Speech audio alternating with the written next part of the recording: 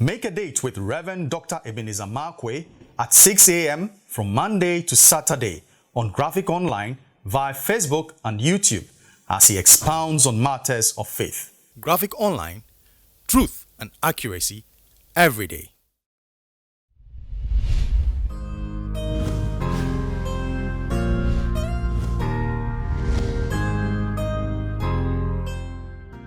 Hello, this is Reverend Dr. Ebenezer Markwei of Living Streams International, bringing you matters of faith with Graphic Online. And of course, depending upon the hospitality of La Beach. Now, this morning, I'd like to qualify my thoughts with this simple phrase: oral portals of disaster. Oral portals of disaster. Now, I'm taking back to the story of David and Michal, the love of his life, 2 Samuel chapter 6.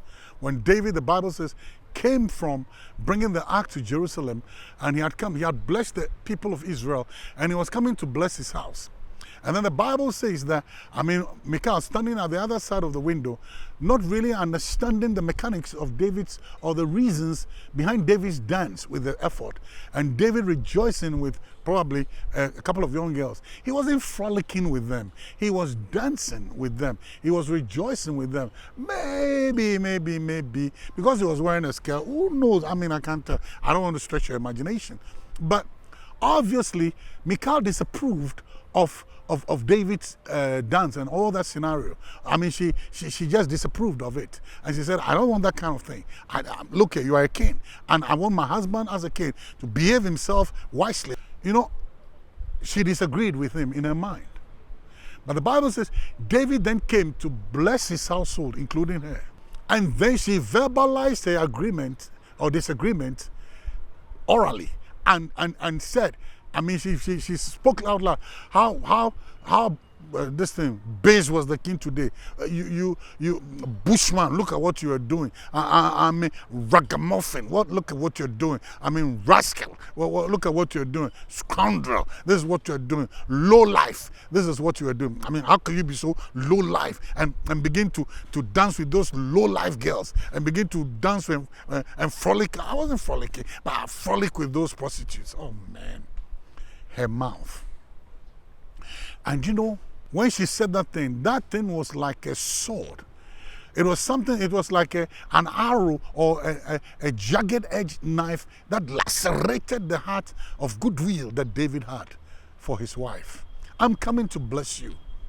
And then she uttered that thing. And then David made a statement. He said, you know what he said? You know what? I thank God that I'm low life. I thank God that I'm ragamuffin. I thank God that I'm nobody. I thank God that I'm a bushman. Because as for me, I remember that it was God who took me from the backside of the desert. It was God who removed me from being a bushman to replace that father of yours. To replace that father with all your bigoties and all those other things. With all your buntia, with all your high-minded, lofty, and all of the pomposity. Pompous, this thing. God removed a low life like me. Picked up a low life like me to replace your pomposity. Then David made a statement and said, you won't respect me. These low life girls, they will give me respect. Michal, womb was closed. David had a child with Bathsheba, who was down, and he also looked down. So David went for a girl who was lower than him, of lower class, of lower estate.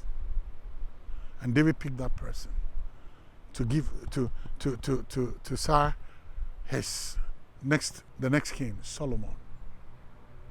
Michal, her mouth became an oral portal of doom. Her mouth became the doorway that closed up her womb. Be careful in the heat of disagreement or in the heat of this. Be careful what you say. Because sometimes if you're not very careful, what you say may carry weight into the future. I remember somebody saying to her husband, but you, who do you think you are? You are lazy, good for nothing, this thing. I married, when my father had this, that, I married and now look at where you have put me. Look at the house you have put me. One bedroom, one house, one bedroom, one room with a material partition. And the guy was in tears. And he said, yes, I know, you married below your station. He got rich, and guess what he did? When they ask him, he say, hey, madam, hey, she's high. Oh. So he'll go in for his secretary, who was from a lower distance. She treated him like a king.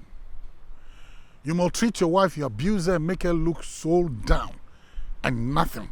That she will find a Prince Charming who's going to treat her right. I'm not encouraging adultery. I'm not encouraging it at all. But be careful what your mouth releases. When in moments of disagreement, be careful what you say. Because your mouth can become an oral portal of disaster. See you later.